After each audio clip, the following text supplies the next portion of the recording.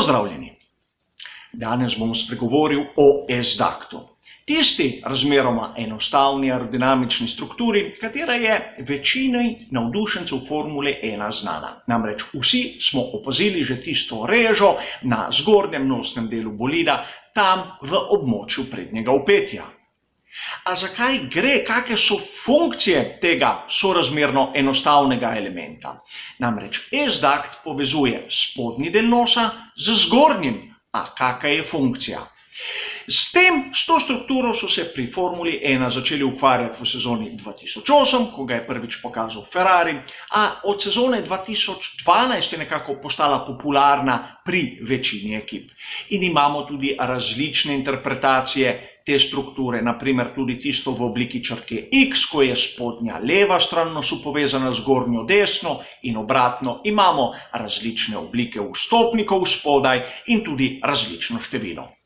A ne glede na to, funkcija je zmeraj ista, delovanje je, princip je zmeraj en in isti in imamo dve prednosti, katero nam daje S-dakt v sodobni Formuli 1. Pa začnimo s prvo prednostjo in ta je tista, katera vpliva na dogajanje pod nosom bolida. Namreč, da bi to razumeli, moramo najprej razčistiti, kaj je to mejna plast v zračnem toku oziroma Bondwary layer. Predstavljamo si, da zračni tok, ko udari ob neko telo, bom rekel, bilo katero telo, se molekule zraka, katere sestavljajo ta plin, drgnejo ob to telo in s tem, ko drgnejo ob to telo, upočasnijo. In ta molekula vpliva na sosednjo, tisto nad, in tudi njo malce upočasni.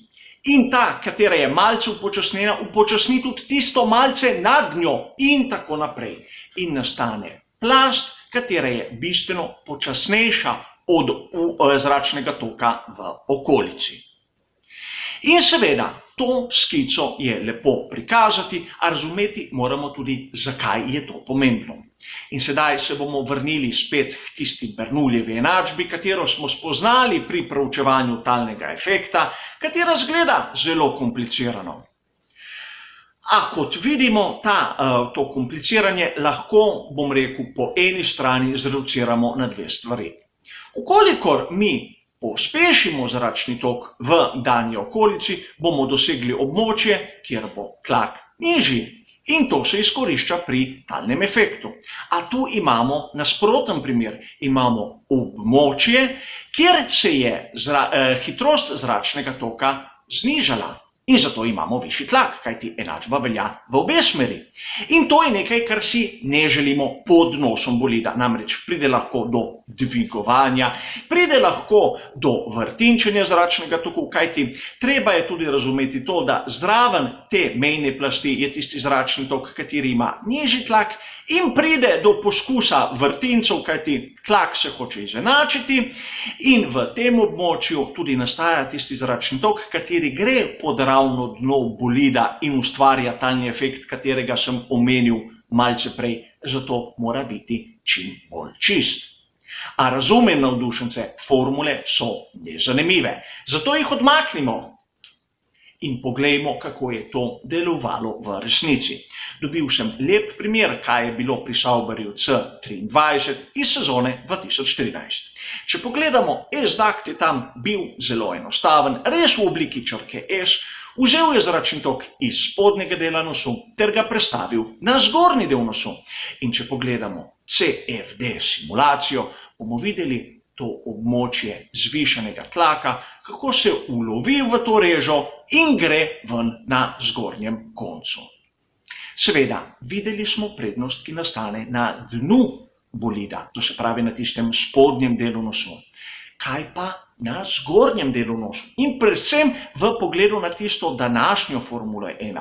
Tu imamo prednost, katero se malokrat omeni. Namreč, če pogledamo, kako izgleda večina bolidov Formule 1, vidimo tisti nosni del s tistim značilnim prelomom.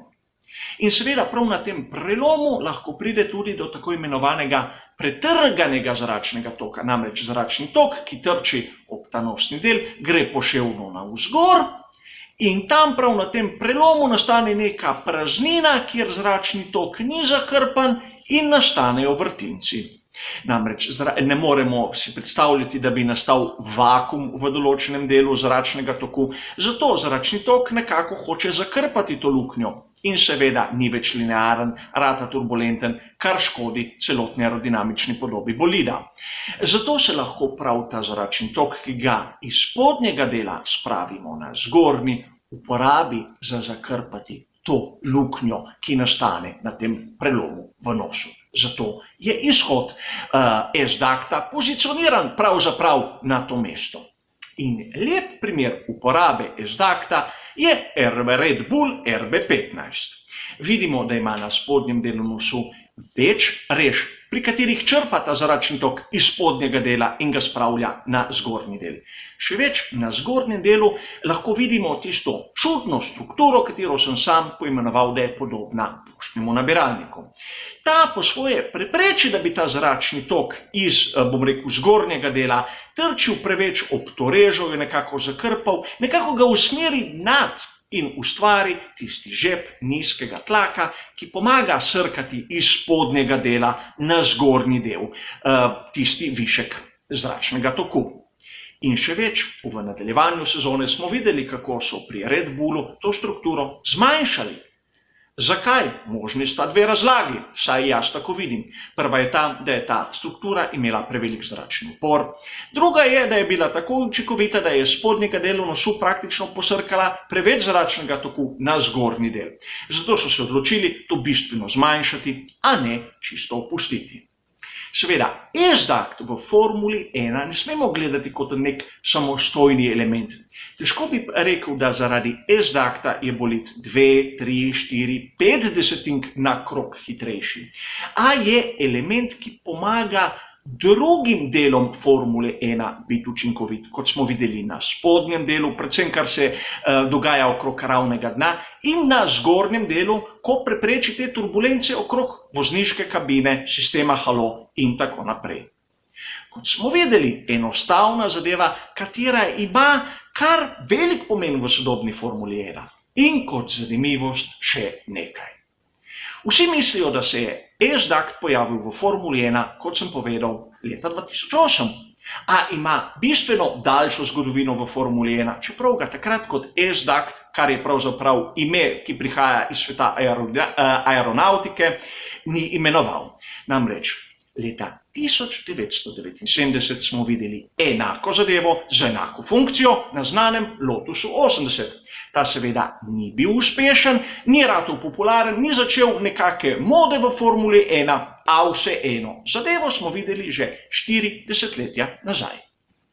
Toliko na hitro o S-daktu, hvala za vašo pozornost in nasvidenje.